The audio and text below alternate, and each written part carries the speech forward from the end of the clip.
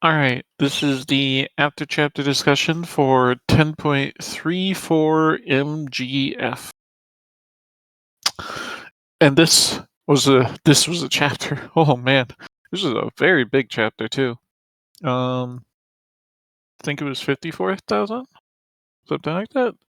Yeah, 54.8. So yeah, giant chapter, a lot of stuff happening.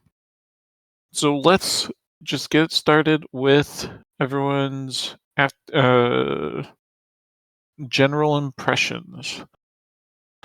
Me personally, this was probably one of my favorite alternate. Actually, no, this was my favorite alternate universe to see, simply because I loved seeing um, Goblin Lord of Civilization's Rags. It was a um, much different look into Rags compared to her in the other future, with her being the Goblin Lord of Dreams. So, um, yeah, it was a really interesting look into how she would go if she went more of a tech-focused route and actually succeeded in making goblins a home, basically. And I love seeing that, even if it was depressing at the end with all the reveals around the Goblin King and how, we always knew he was a bastard, but he's even more of a bastard than we might have anticipated. We also got um, confirmation of one of my theories at the very end of the chapter, which is always fun. I always love seeing confirmation of theories. So yeah, I think this is a 10 out of 10 chapter for me. Another really great part to see was Fighty finally getting her class, the class she's wanted for so very long. I love seeing that. Um, then we finally got to see the Grand Design cast its Tier 9 spell that we heard about last volume. So yeah, we got a lot of stuff this chapter. Sorry. Sorry, a little bit of a cough. So we got a bunch of that, and we also had a lot of Mersha too. We haven't gotten Mersha to meet back up with Rag, so I'm guessing that will happen next chapter, or maybe it'll go back to other palace stuff. Who knows?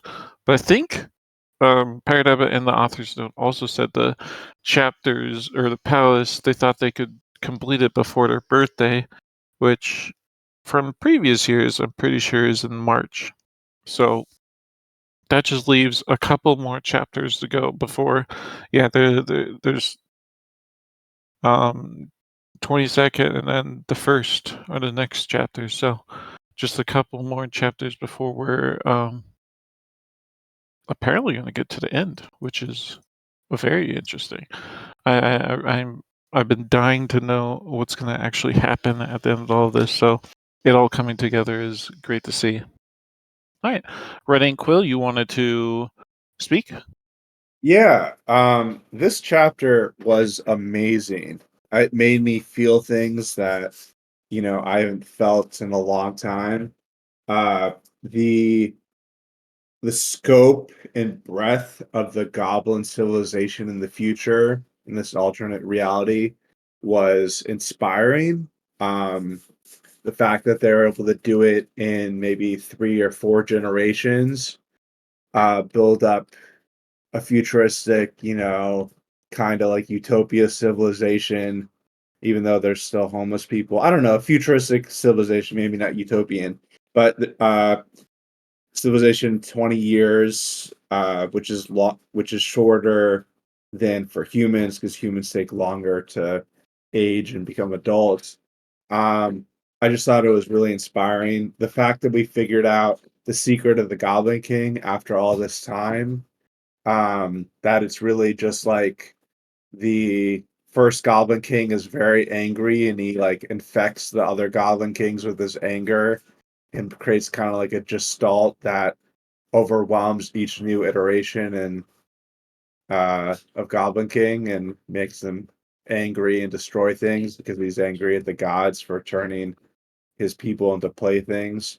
Um, I liked the fighty part. I liked the Mersha part. Mersha is so mature. She now has a get out of death daily freeze skill, or I bet it could be used uh more for like other uses to find my fate. I bet it could be used for like getting out of doing chores or something, but that'd be a really frivolous use of it. The Mersha using her ability to like resist fate in order to save her and Rags was really good. This was a 10 out of 10 chapter. It was wonderful to read. Um, and I really liked Zidijin doing the old World War I general speech. That's how I pictured him, like the French general from World War I. But yeah, I really liked it. I actually no, I didn't really like it. I loved it. It was fantastic. Um this is my favorite alternate reality chapter. I like the fact that we learned that all these creations that the GDI has been making have had souls. We should add that to the question list. That's something that should be talked about. But yeah, I loved it. Oh yeah, I loved it too.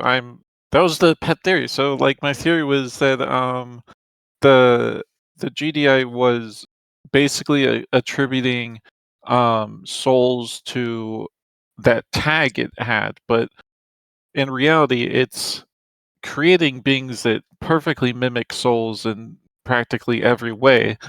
But it's just not considering that because it was never designed to consider that because it needs to be able to create alternate realities for all these skills.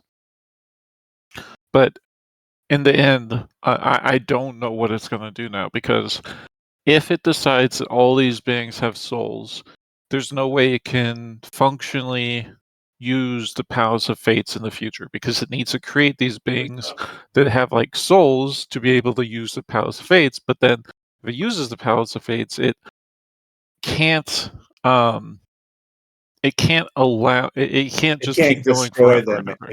It can't be Yeah, destroying them every single time because the yeah, GDI values people with souls, and the only reason it was able to do this before is because it believed they didn't have souls. yeah, So, exactly.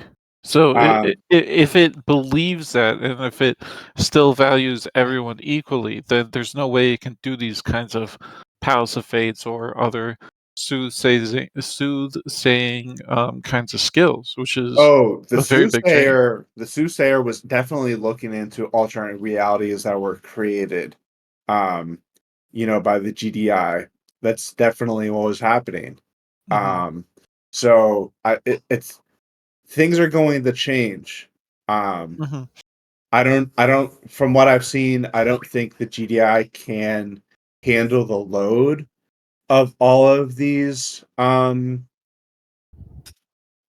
realities. Perhaps if it created a prevention of immortals entering the Palace of Fates so that there wouldn't be so many connections or worlds that it would have to create, then maybe it could do it. But that's the only thing I can think of as a patch. Because if you can't have Risveri, you can't have Palatavarion, you can't have Heriarch, you can't have definitely can't have Belladere entering the Palace of Fates because the generation load alone would be way too high. Yeah. Yeah, that's something that we'll see how it deals with, I guess. But at this point, it doesn't seem like it can deal with the palace at all. So it's all coming apart. It's all falling down, and yeah. I won't keep going on. Let's read out the other people's thoughts, and then we'll get to more specific questions. Jotham says this was technically part one. Um, True. I think. At least what was it that said part one? It was something said part one. I can't remember where, but the chapter itself isn't labeled part one. So It said that it was originally two parts and it was split yeah, into in half for yeah. publication. Yeah. Anyways, Sidehammer says, "Holy carp! So much shit happened. This was Lord Deluge 2025.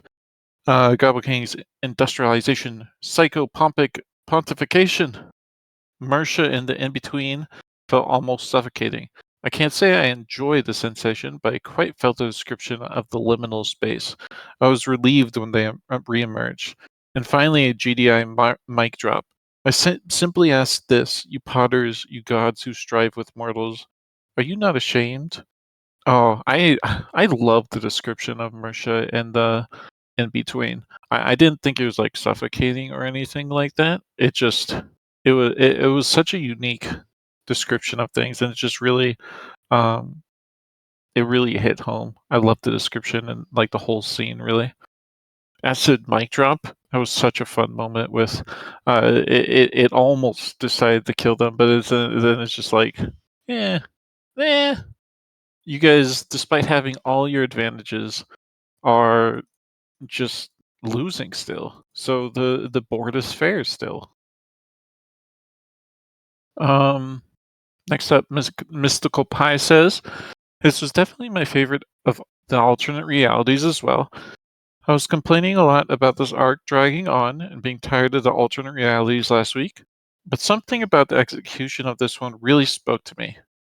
The tonality of the chapter was epic and almost world-weary. Cool lore aside, I think Prabha struck a pretty decent balance of magic skills and Earth technology, though it did reinforce my opinion that I don't really want to see Earth tech become commonplace." Um, I think that's where me and you diverge.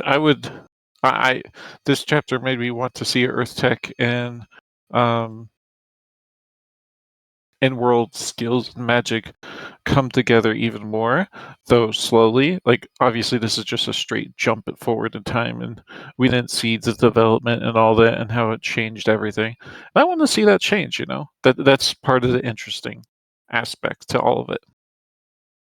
Anyways, Kanye says, "For me at the beginning, I was thinking another timeline, but then I decided to just go with it and wait until the end of the arc to judge. And in the end, I really enjoyed the chapter. A lot of interesting lore drops, and being another different future path, it leaves a lot of implications for possible future events, and the present that I see is interesting. The Souls discussion was probably the most interesting for me, too. Very interesting implications and a lot of development for the GDI with it."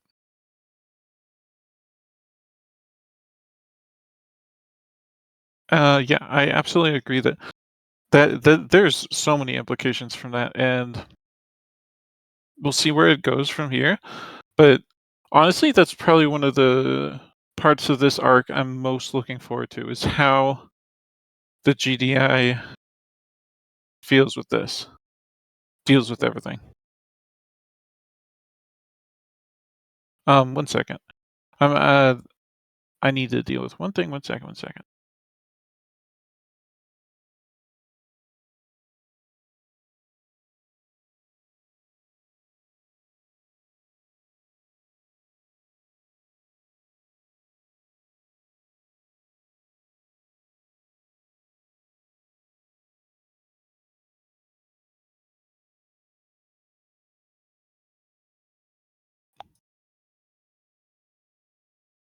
All right. Sorry.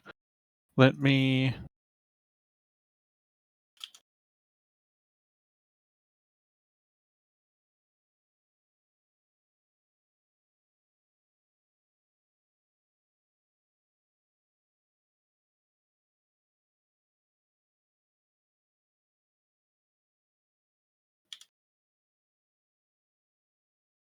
Okay.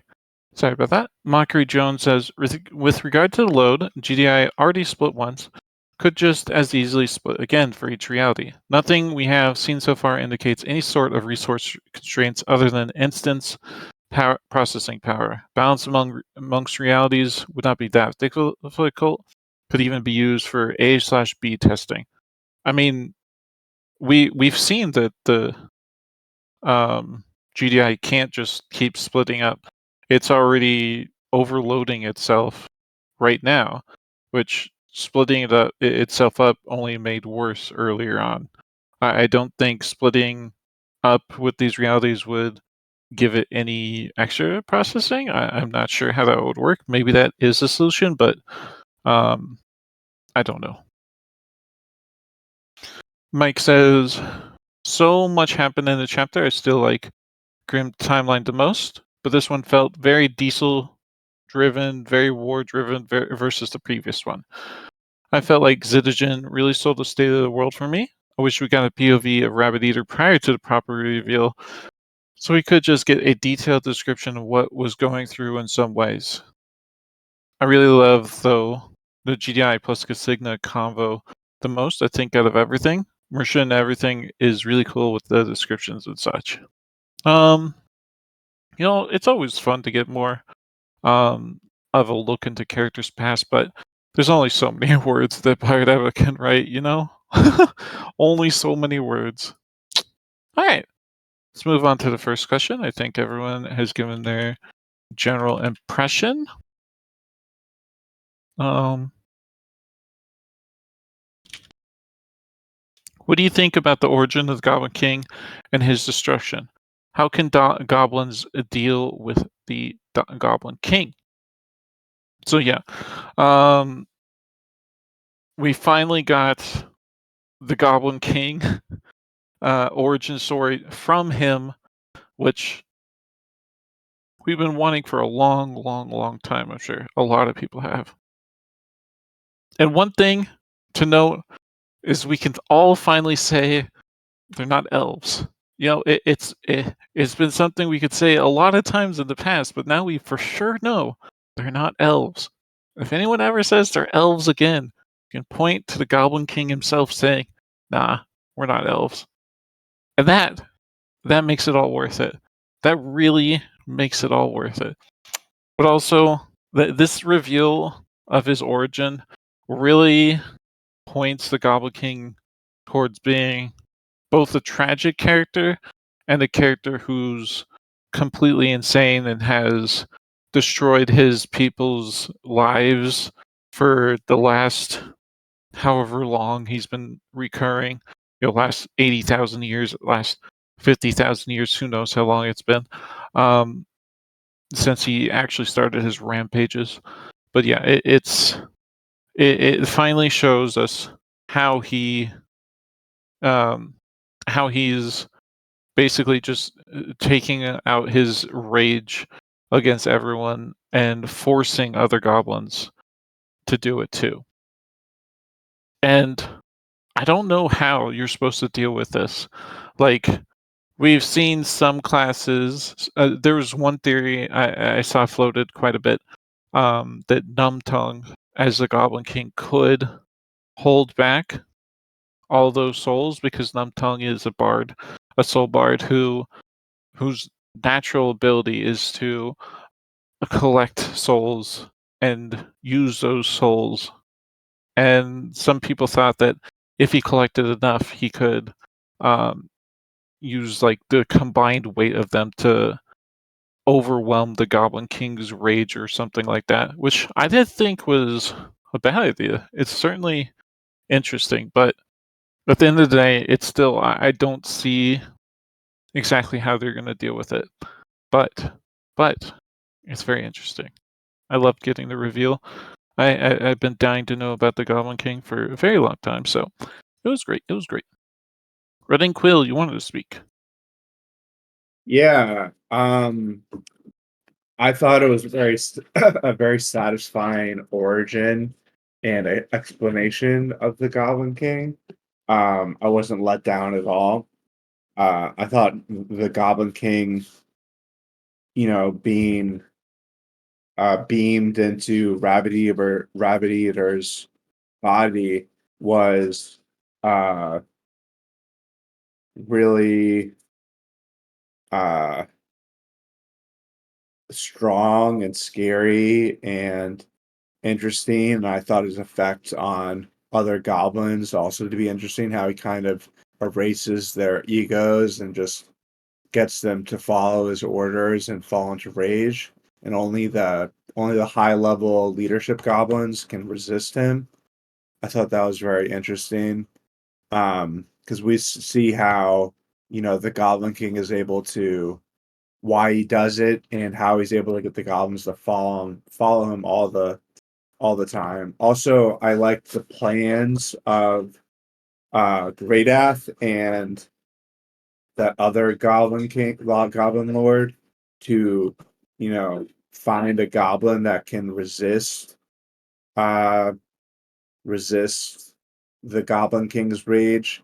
Um, I thought you already talked about it, but basically one person, no matter how strong, can't fight the will of 83 unless they have the ganging up is like way too strong.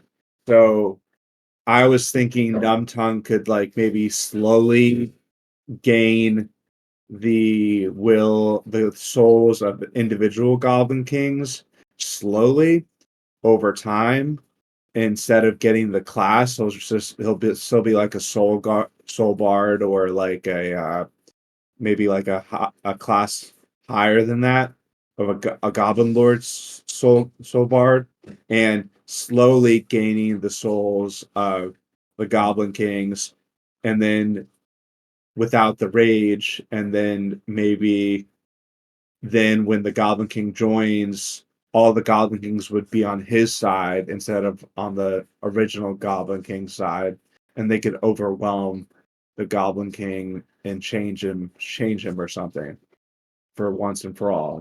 That's what I was thinking. Um, but yeah, I don't know what you guys think.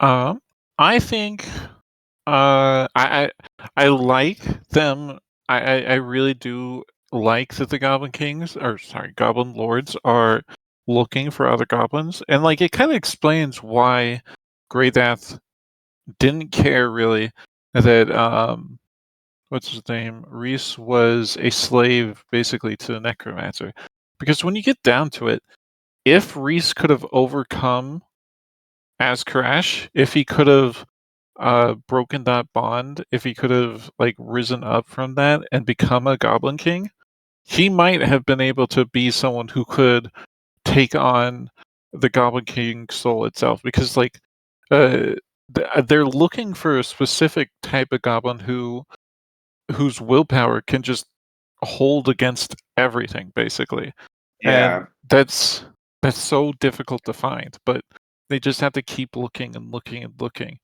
yeah. Also, if Reese had gained skills from overcoming as Crash's control, then he would have been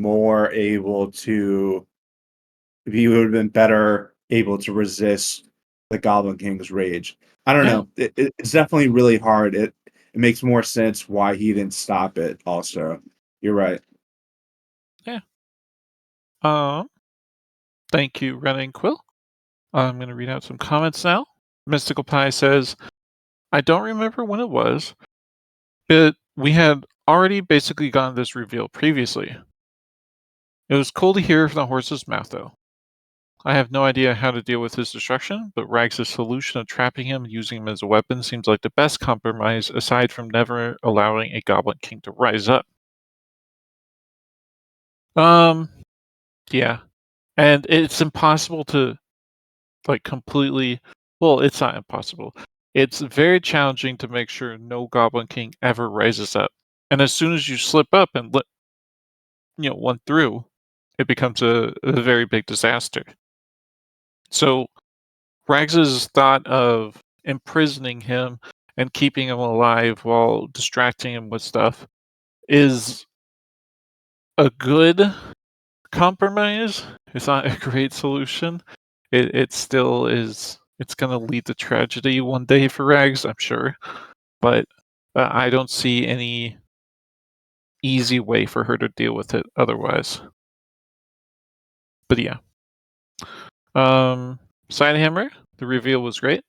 Those who may be fans of a certain Titan show, this may seem similar, and what a great illusion if it is so, but a great and tragic explanation either way. The implication that even an errant solstice can hold back a king's emergence is terrifying as all hell, But I have to wonder if Erin is being underestimated yet again. I don't think she is. The Goblin King is on a whole different level when it comes to um, all of this, and I don't know how you're supposed to how we're going to hold him back in the future if it ever becomes an issue for one of our characters. And obviously, I think that's where it's headed. Like you can't have the Goblin King be such a tragedy and not solve it in some way. So I do think we'll have to figure out a way to solve it at some point in the future.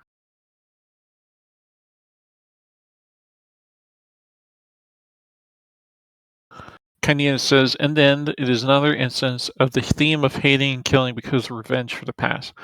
Maybe a bigger one, and cutting the chains of hatred has been always one of Aaron's main goals, even if it was the other way around before, both for goblins and for Antinium. That's an excellent point, which is like mirrored in the chapter itself by Zitigen. Zitigen is someone who will never give up on fighting against the goblins of the north. Like it doesn't matter if they have five new generations and he's 300 years old and no one alive still remembers that Zitigen used to own the land up there. Zitigen will never give up fighting to fighting to reclaim his lost land. And that's basically what the Goblin King is multiplied by 100. And it's just that circle. And it's the story of goblins. And yeah,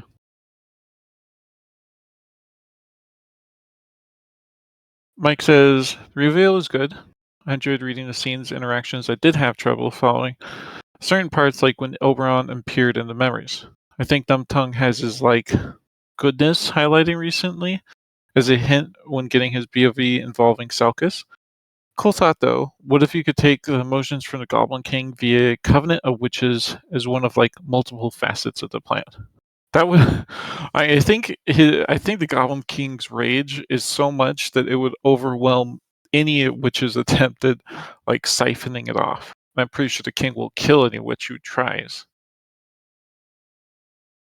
Action Kermit says, in reply to Aaron failing against the Goblin King, remember that every future envisioned by the palace is specifically designed to hurt the person who invoked it. Also, the palace can't show what you can't imagine, like how Mercia had no futures where Ryoka was a good mom. I think that particular thing where Ryoka is not a good mom was very different because it wasn't Mercia who was looking for that, it was Daeda. And Daeda is a fan of Ryoka. She could envision Ryoka being a good mom. I think that has to do with the Fae more than anything, but let's not get into that. Thank you, Action Kermit. Um, I think that's all the answers for this question. Hmm. Let's go to something related. How awesome is the epitaph of Rags of Civilizations? Would the real Rags get it? Or what do you think she's going to be the Goblin Lord of? And what do you think about Rags becoming a Goblin Lord? How would it change things? And what are her class and skills? So yeah, we actually got Rags becoming our Rags, Chieftain Rags, becoming a Goblin Lord in this chapter. But we did not get the skills. We didn't get like her epitaph. But we saw what it's gonna be almost certainly different from dreams and civilization.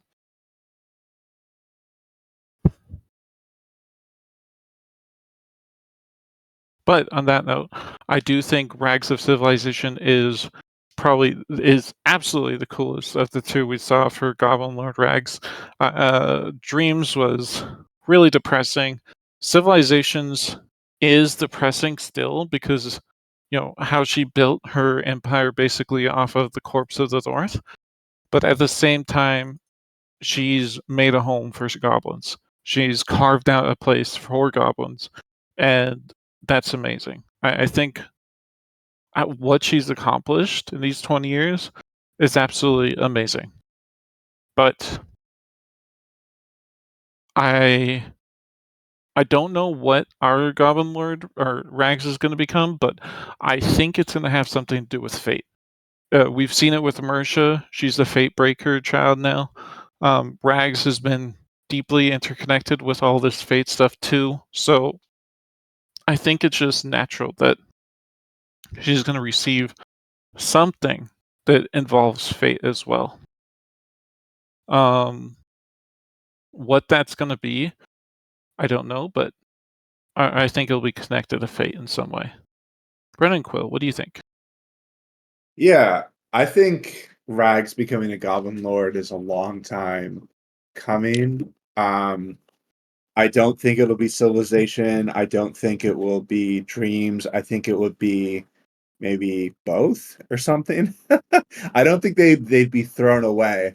I think it would be Dreams of Civilization or something. You know, and with Fate Breaker skills because she's been going through into other dimensions and seeing her fate and she's trying to break it. I think you're right about that. Uh, I think it will change things because Goblin Home will become way more secure. And I do think that she doesn't have to take over the north in order to create a goblin civilization because a lot of Israel is mountainous. It's the high passes, and if you just build, underground, maybe where the trolls got evicted from to start, then you could create a large civilization with trolls and goblins and then spread out from there underground. um so that's what I think will probably happen with her. I don't think she'll have to like genocide a bunch of humans or drakes in order to find her place in the for her people. But I Yeah. do think it'll change things. I do think it'll change things. It's interesting you think she'll keep fate or dreams and civilization as well. What? Yeah, yeah. I don't think part narratively, I don't think Powered Apple would introduce those ideas without, it's kind of like Chekhov's gun. Like, why would you write them down if they didn't have some kind of significance to the story? So I think that she's seen both and she's gonna take the best of both of them. Um, that's probably what I think that she's going to do. Yeah. Yeah, I can see where you're coming from. I'm approaching it from a different angle that we're seeing these because these are the futures that Rags is not going to follow in the step in. She's seeing the failures that have happened in those futures, and she wants to change into something that's different from those. So I'm seeing it Yeah. from the view that it she's going to become something more based off of them, but not them in particular. Yeah, I don't think she's going to be like a faith-based class. I Hmm. don't think that she's going to necessarily be able to build the dome cities that were envisioned in the future, but I do think that she'll get a mix of both of them.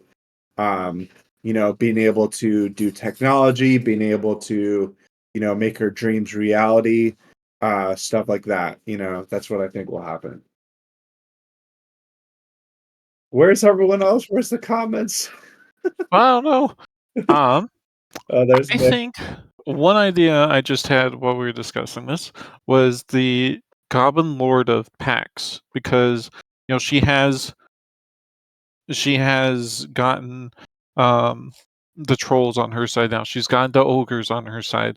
And I think one way to go about this in a far less bloody way than um what she Is went through with civilization is through pacts with a bunch of other species that are, more monstrous and considered monsters, she just as the does wyverns do.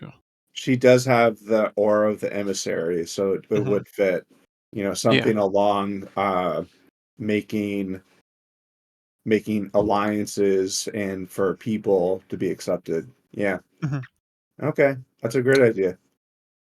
Anyways, let's move on to some other thoughts. Mike says, I thought she would get something fate related. The way things are kind of set up, it seems like diplomacy is the aspect that wasn't focused on between these two timelines. So something based around fate and diplomacy. I think organization slash strategy was the focus for civilization, and her dream of the civilization is what created the Goblin Lord of Dreams. Something to better tie her to people and find allies that understand and are better. Yeah, exactly. That's where I was approaching it from, like with thinking Goblin Lord of Pax. Though I do think fate is going to factor in some way. Maybe not. That could just be me conflating it with her getting it during the Palace of Fates art, which, fair. Um, but yeah, good thoughts, Mike. Super Bread Ninja says Goblin Lord of the End. That's cool. That's a cool one.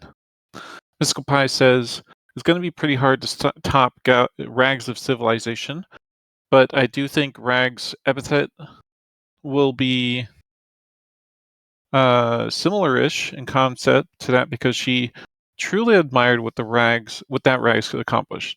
And I'm excited for Rags to finally become a Goblin Lord and see where Paba takes her. I had to try and figure out which Rags we were talking about between all these different Rags. Oh. But yeah, you're absolutely right. It's going to be hard to top Rags of Civilization. I just love that title, Rags of Civilizations. It's just a cool one. Um, Mike says, I'd like her to get a skill related to her other selves, but it's more like thoughts or ideas instead of skills. Huh. So, like, she could get stuff from dreams and civilizations? That'd be interesting. I like that. All right. Let's move on to another question. One second. Um, let's move on to a different part of the chapter, as we've focused on Rags quite a bit now, along with the Goblin King. Jotham says, Rags of entrepreneurship. Okay.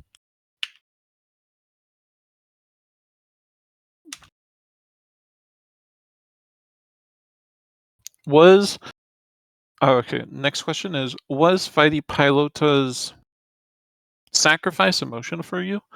What about when she gained the class has wanted since her introduction? So yeah, how did you guys feel about Spidey's actions throughout this chapter? I know some people had some issue with Spidey going through the sacrifice of getting rid of all of her classes just to regain the class she wanted desperately and and the end of the chapter. But I think that's poetic. It's really just like poetic justice, really. Um, Feige has wanted this for so long, and she, despite everything, she couldn't get it because you know she's just never had a plane. She couldn't get a plane. She couldn't do anything that made her a fighter pilot. So at the beginning, she was like, okay, I can't be what I actually love. There's nothing in this world that matters to me more than that besides my tribe, and Rags and Marsha are now missing. So I'm going to give up everything just so I have the opportunity to go get them. And I thought that was one of the great scenes in this chapter. It like really um pushed forward how much Feige was willing to sacrifice to get in there, and also showed how I just love seeing her do it because it showed how the GDI is also kind of just failing right now because normally the grand design would never allow someone to do this because that's just not how it works. But with the grand design being overworked so much and it's just kind of failing altogether, it's letting people get away with things they never would have thought to do or they never would have been allowed to do in the first place.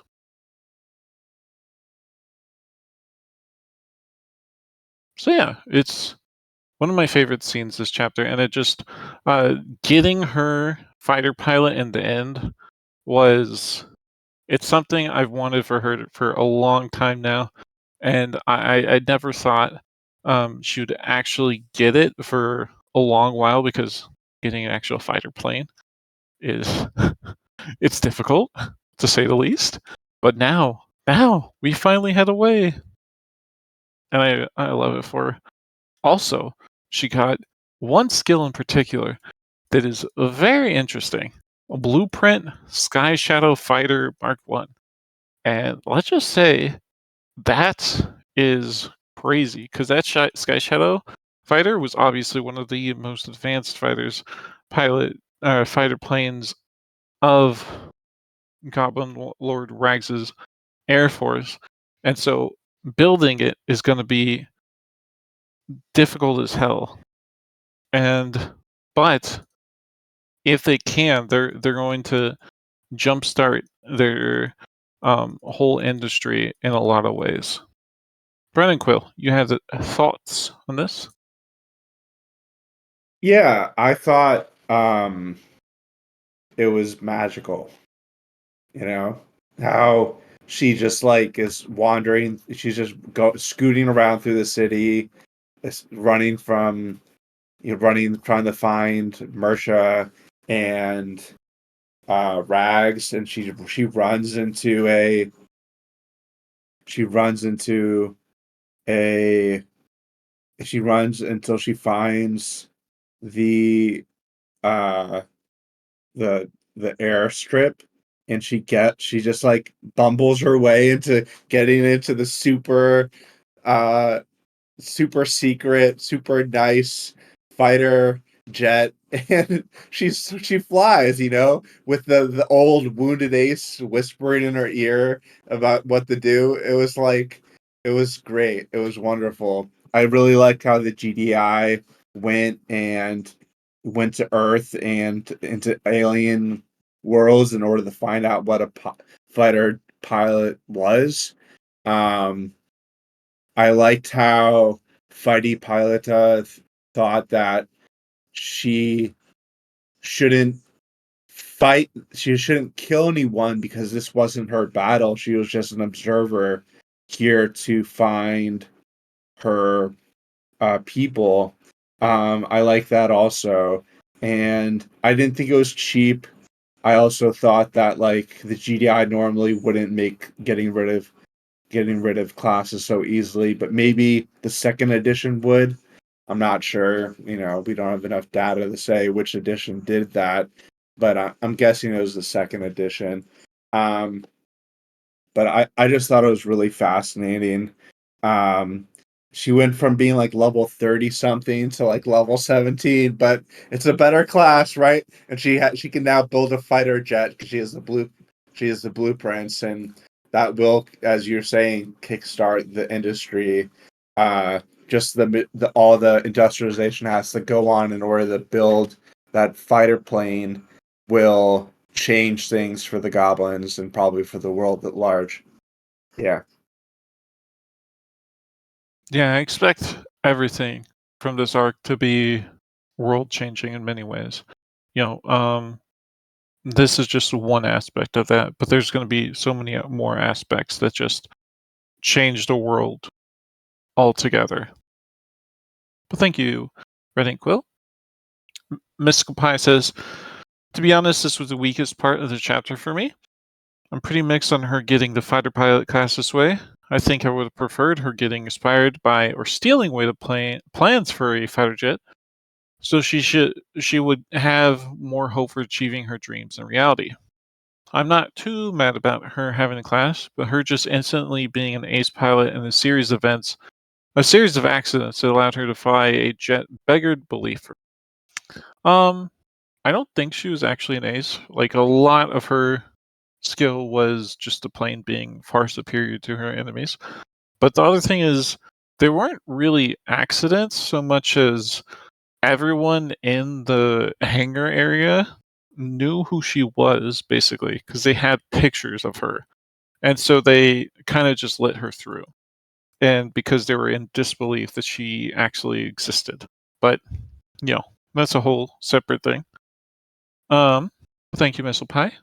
Sidehammer says, Feidi's portion of the chapter, aside from the first part where she forced her way into the dimension, wasn't my favorite part. I appreciate her getting to live her dream, but it came about rather contrived. Things just fell into place a little too perfectly, in my opinion, but I can get over it.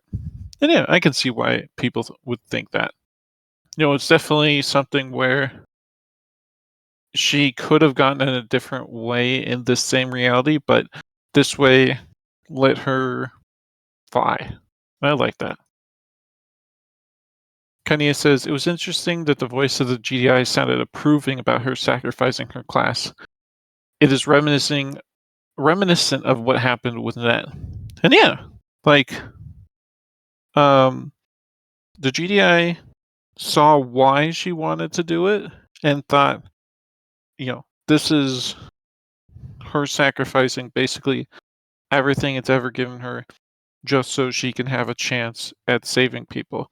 And I'm glad that it was approving of that because, you know, that's it's great. It's just great. I don't know. I love seeing that kind of stuff. Um, Mike says the loss of the class was not emotional for me, but getting her new class and the interactions between all the golems leading up to it were emotional for me. I felt like if anything was forced through within the Palace arc, it would be Feidi's class removal. The photo and the naming device were what got me.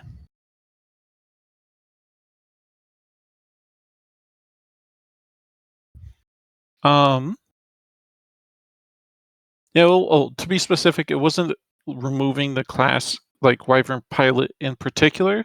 It was just that she was willing to sacrifice everything that she's earned over time just to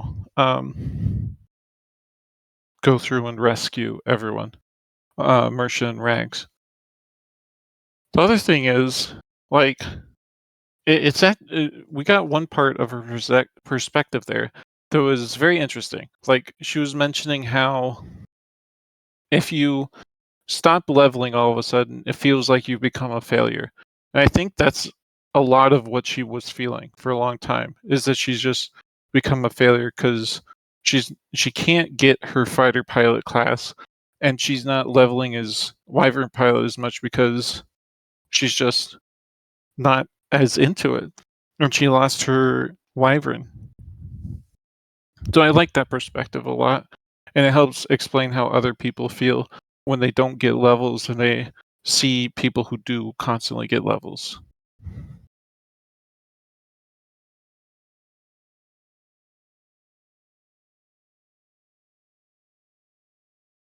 All right, we're almost at the last question. So let's just do this last question. And if anyone has any others, we might try those. But for now, copies have souls now all along. What are the implications of that, and what do you think?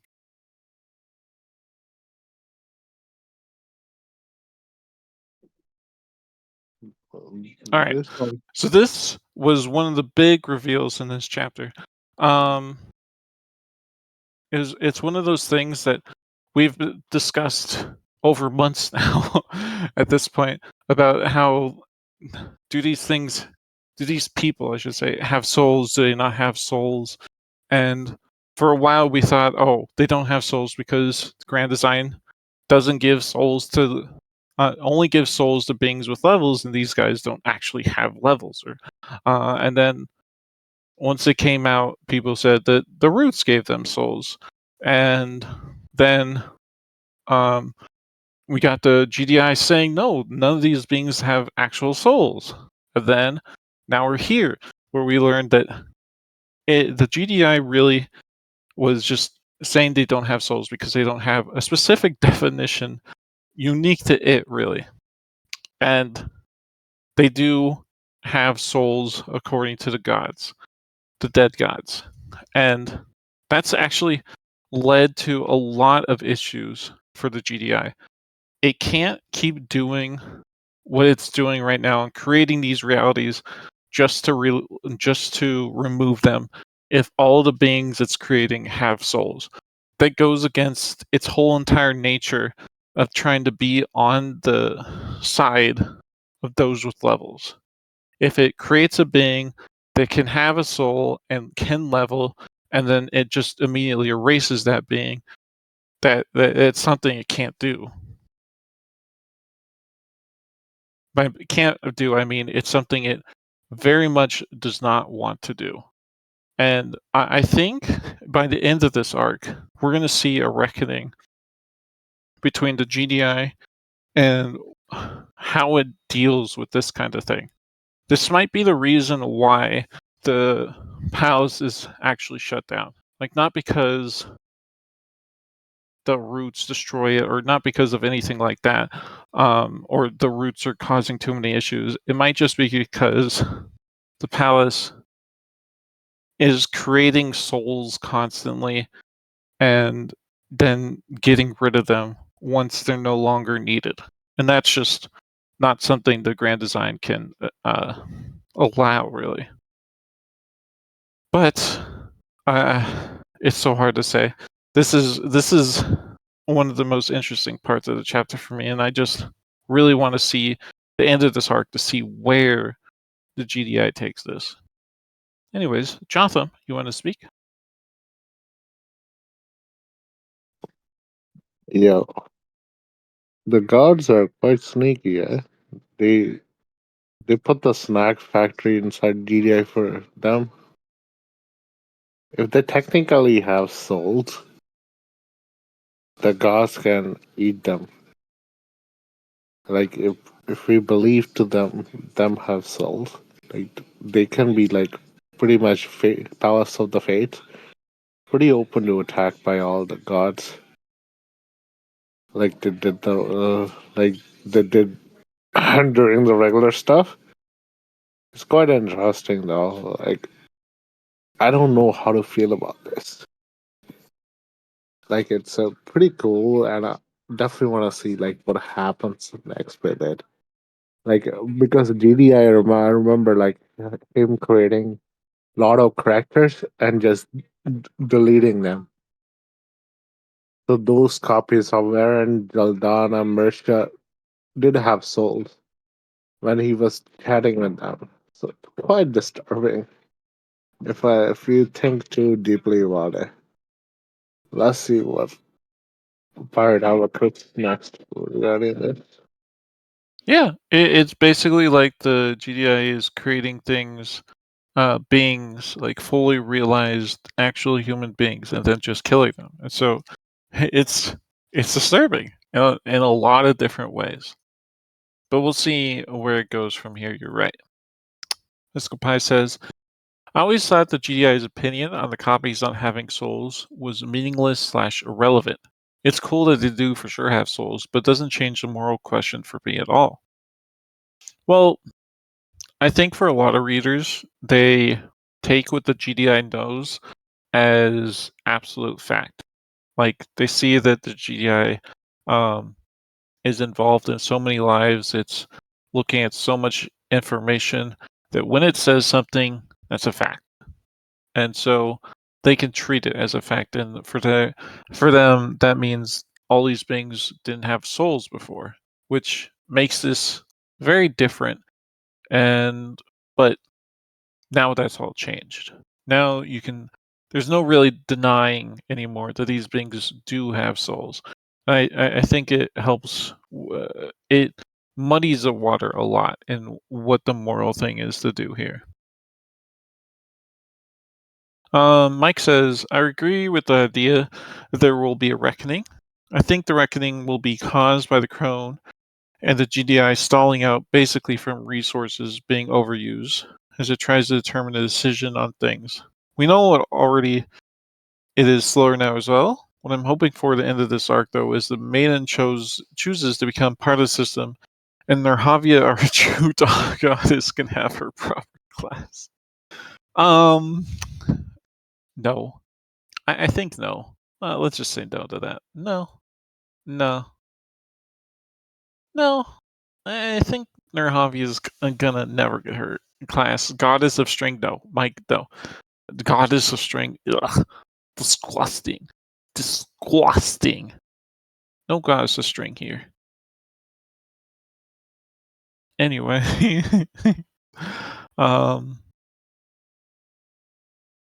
I wonder if the GDI could even stop this right now. Like, it's stalling out hardcore because it's constantly making new worlds, but now it can't see a way to not make new worlds because those new worlds are those worlds have souls in them, so it needs to keep creating them, and it's just like, oof.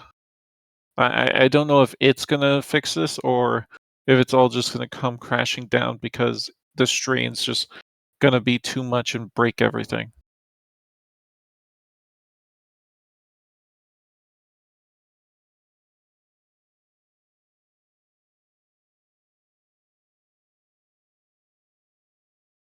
Mike says, "What if the GDI figures out what powers it from this?"